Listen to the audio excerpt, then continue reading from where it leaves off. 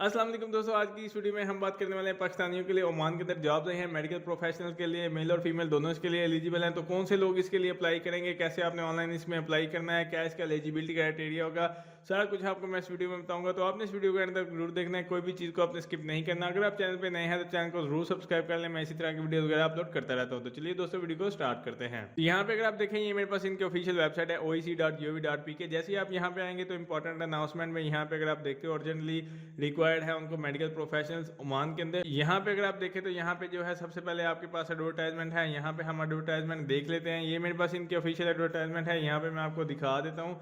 तो यहाँ पे सबसे पहले अगर आप देखें तो ओवरसीज एम्प्लॉयमेंट कॉर्पोरेशन की तरफ से जॉब्स हैं ओमान के अंदर मेडिकल प्रोफेशनल के लिए, जो कि मेल और फीमेल दोनों अप्लाई कर सकते हैं।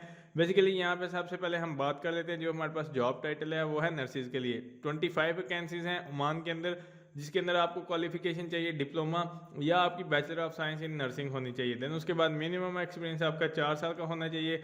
अदरवाइज जो है 3 साल की आपकी पोस्ट ग्रेजुएट की जो डिग्री है उसका एक्सपीरियंस आपके साथ मतलब होना चाहिए। तो यहाँ पे आपकी जो एज है वो 35 साल से ज़्यादा नहीं होनी चाहिए। उसके बाद जो है 420 ओमानी रियाल, जो कि तकरीबन 2.5 लाख रुपए के करीब बनते हैं पाकिस्तानी।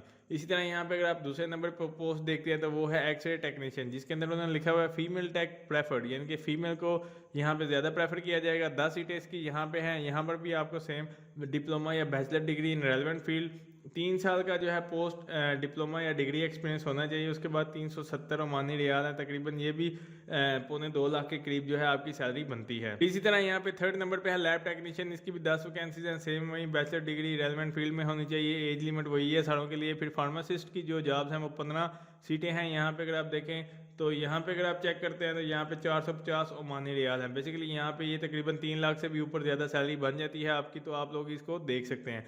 अब यहाँ पे नीचे हम देख लेते हैं टर्म्स एंड कंडीशन के बारे में। तो यहाँ पे अगर आप नीचे देखें जो है ये 24 मंथ का कॉन्ट्रैक्ट होगा। उसके बाद आप रिन्यूएबल करवा सकते हैं। इसके बाद जो है इसमें आपको अकोमोडेशन जो है दी जाएगी फ्री, बैचलर शेयरिंग का अकोमोडेशन होगी। फूड आपको नहीं मिलेगा, वो आपने खुद से करना होगा। इसके बाद जो है आपको एयर टिकट मिलेगा मतलब कॉन्ट्रैक्ट के अकॉर्डिंग।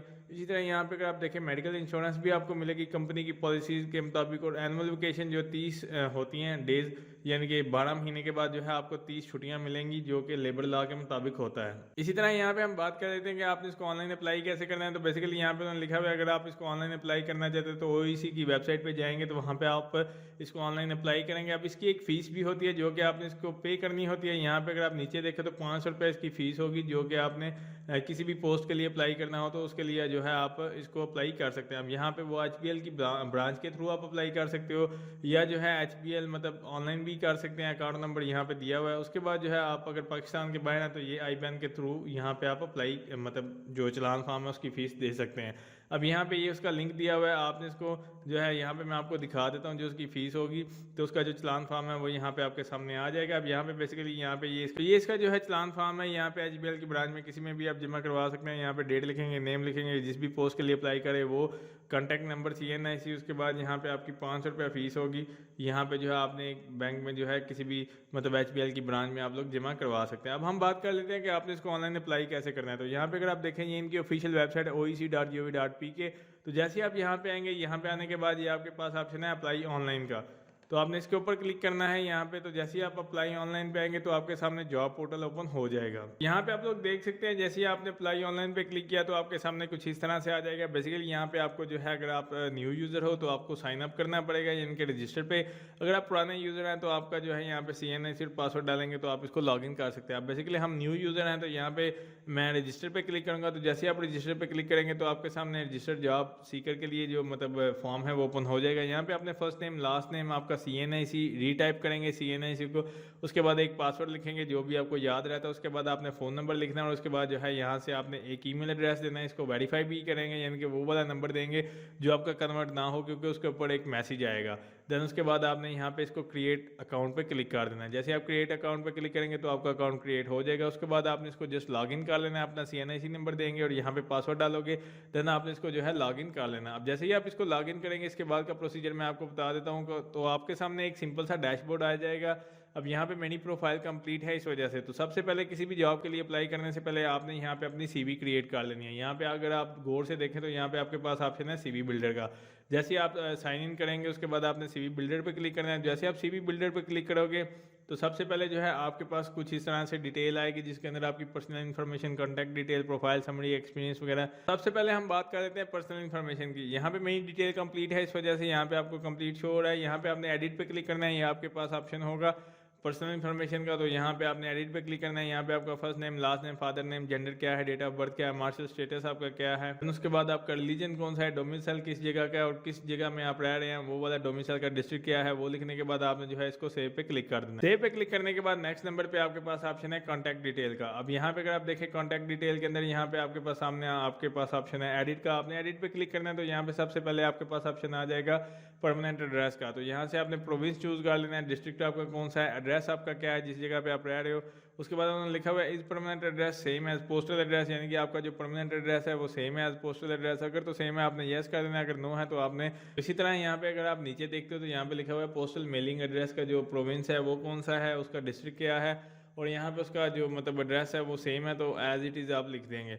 अब यहाँ पे आपका नीचे मोबाइल नंबर, व्हाट्सएप का अगर नंबर है तो वो यहाँ पे मेंशन कर सकते हैं। इसके बाद आप ईमेल एड्रेस लिखने के बाद आपने सिंपल इसको सेव पे क्लिक कर। थर्ड नंबर पे आपके पास ऑप्शन है प्रोफाइल समरी का। बेसिकली यहाँ पे प्रोफाइल समरी पे अगर आप देखें, बेसिकली यहाँ पे आपने एडिट पे क्लिक करना है। अब प्रोफाइल समरी बेसिकली होती क्या है कि आपने अपने बारे में थोड़ा सा बताना है कि आपकी जो प्रोफाइल है यानी कि आपकी CV है, आपने जो कुछ भी किया हुआ है, कि जैसे यहाँ पे अगर आप मेरी थोड़ी सी डिटेल पढ़ सकते हैं कि मैं फ्रेश मैकेनिकल ग्रेजुएट हूँ, मेरे पास ये वाली फील्ड का एक्सपीरियंस है और मेरे पास ये वाली स्किल है, अगर मैं इस कंपनी के लिए हायर होता हूँ, यानी कि कुछ भी आपने एक ना सिंपल सी CV लिखनी होती है 200 से 250 वर्ड या जितने भी आप लिख सकते हैं, छोटा सा एक पैराग्राफ आपने लिखना होता है। यहाँ पे आप लोग देख सकते हो एग्जांपल के तौर पे मेरी प्रोफाइल समरी को आप एज एग्जांपल ले सकते हैं।